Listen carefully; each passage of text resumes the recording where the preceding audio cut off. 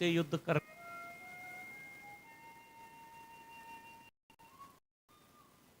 उनके पास रहते हैं उनके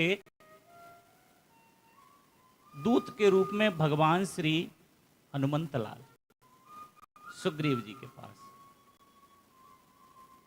सुग्रीव जी ने हनुमान जी को भेजा कि आप पता करके आओ, ये दो वीर पुरुष जो चले आ रहे हैं ये कौन है।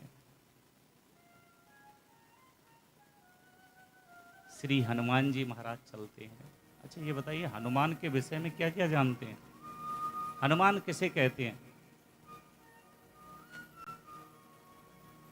शब्द है हनुमान।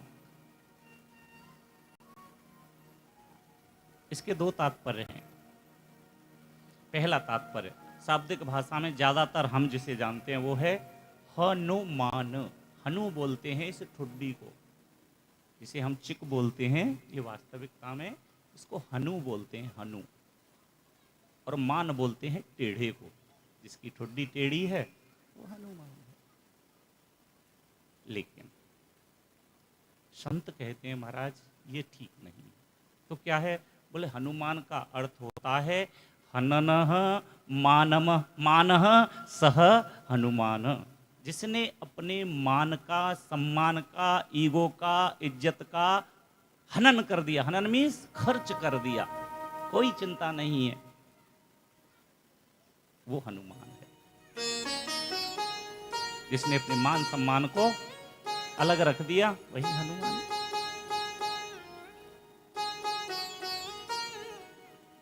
हनुमान जी का जन्म कैसे हुआ उस दिन बताया। एक तात्पर्य तो उसका वो मिलता है, सुमित्रा के हिस्से की खीर को वो चील लेकर के उड़ गई। अंजनी माँ तपस्या कर रही हैं पर्वत पर, वहां जाकर के डाल दी। अंजनी माँ ने प्रसाद समझ के उसे ग्रहण कर लिया और उसी से गर्भवती हो गई। आगे चल करके हनुमान जी महाराज उत्पन्न हो गए। लेकिन हनुमान जी का जन्म ऐसे भी माना जाता है। लेकिन जब हनुमान चालीसा पढ़ते हैं तो उसमें एक अर्धावली आती है, शंकर सुवन केसरी नंदन, शंकर सुवन केसरी नंदन, तेज प्रताप महाजगवंदन, तेज प्रताप महाजगवंदन, शंकर सुवन केसरी नंदन, शंकर सुवन केसरी नंदन, केसरी नंदन, केसरी नंदन, केसरी नंदन, केसरी नंदन। तो फिर इससे हम भ्रमित हो जाते हैं कि शंकर को तो सब जानते हैं, सम कल्याणम आकरोत सहसा, सबका कल्याण करने वाला शंकर है और सब कल्याणों को करने वाला शंकर है। और सुवन बोलते हैं पुत्र को, सन बेटा, सुत, यानी शंकर जी का पुत्र कौन है? बोले शंकर सुवन केसरी नंदन। शंकर जी का भी पुत्र है, केसरी का भी पुत्र है, केसरी नंदन। क्यों है शंकर जी का पुत्र? क्यों जी? तो फिर तो कथा आगे बढ़ानी पड़ेगी, शंकर जी की तरफ जाना पड़ेगा। चलते हैं। जिस समय भगवान ने समुद्र मंथन कराया और अमृत दैत्यों के पास पहुंच गया, और दैत्यों में और देवताओं में हमेशा परस्पर झगड़ा रहता है, प्रीति नहीं रहती। अमृत को देवताओं से छीन करके दैत्य ले जाते हैं। बलि के पास जब अमृत पहुंचता है तो देवताओं को चिंता हो गई कि अरे समुद्र मंथन तो हमने साथ कराया है, मेहनत तो हमने भी की है और फल को ये ले ली। नारायण भगवान से प्रार्थना की, प्रभु कोई उपाय बताइए। नारायण भगवान उस समय पर मोहिनी का रूप धारण करके, मोहिनी भगवान का एक अवतार आता है उनका, मोहिनी अवतार, मोहिनी अवतार में आए और आकर के बड़े सुंदर वचनों में राक्षसों से बोले, दैत्यों से, ऐसा करो देखो ये भी तो तुम्हारे भाई हैं। राक्षस और दैत्य अलग अलग नहीं है, भाई भाई हैं। इनके पिता एक हैं, माता अलग अलग है। एक है दिति और एक है अदिति, कश्यप ऋषि की संतान। दिति बोलते हैं द्वैत बुद्धि को। द्वैत बुद्धि मीन्स अपना ही भला सोचे, अपने पुत्र के बारे में, अपनी संतान के, पड़ोसी के बारे में नहीं। पड़ोसी से तो जले, वही दिति है। और अदिति, अदिति बोलते हैं जिसके अंदर कोई अद्वैत न हो, कोई भाव ऐसा अद्वैत ना आए, ये मेरा पुत्र है, ये उसका पुत्र, अरे वो भी तो, उसका भी तो पुत्र है। द्वेष की भावना जिसके अंदर ना हो वो अदिति है। तो अदिति जो होती है उसके यहाँ हमेशा जो संतान जन्म लेती है वो देवता होते हैं। और द्वितीय द्वैत बुद्धि, उसके यहाँ जो संतान जन्म लेती है उसके यहाँ राक्षस होते हैं। मोहिनी भगवान कहते हैं ये आपके भाई तो हैं, क्यों नहीं, इन्होंने भी परिश्रम तो किया, इनको भी अमृत मिलना चाहिए। मीठी मीठी बातों से बलि को फंसा लिया और अमृत का कलश ले लिया। और आप सब ये कथा जानते हैं क्योंकि ये भागवत जी की कथा है। सबको अमृत पिलाते हैं, अमृत देवताओं को पिलाते हैं और राक्षसों को तो कोई मतलब ही नहीं है दूर दूर तक। लेकिन एक सुरभानु दैत्य, क्या नाम है उसका, सुरभानु। जिस प्रकार से सूर्य है, सूर्य का नाम वैवस्वत मनु आता है, लेकिन उधर दैत्यों का राजा के समान है वो, इतना तेज है उसका, सुरभानु दैत्य का।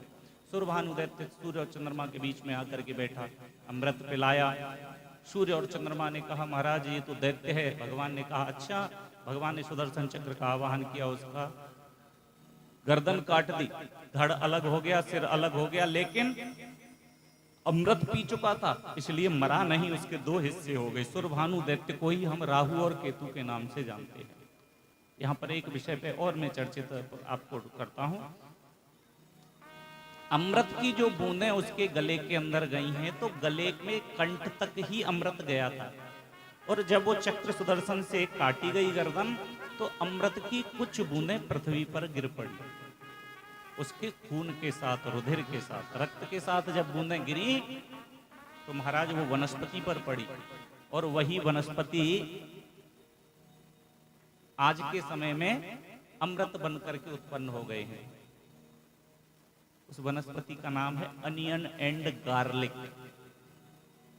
अनियन एंड गार्लिक मीन्स प्याज और लहसुन। अमृत है ये, लेकिन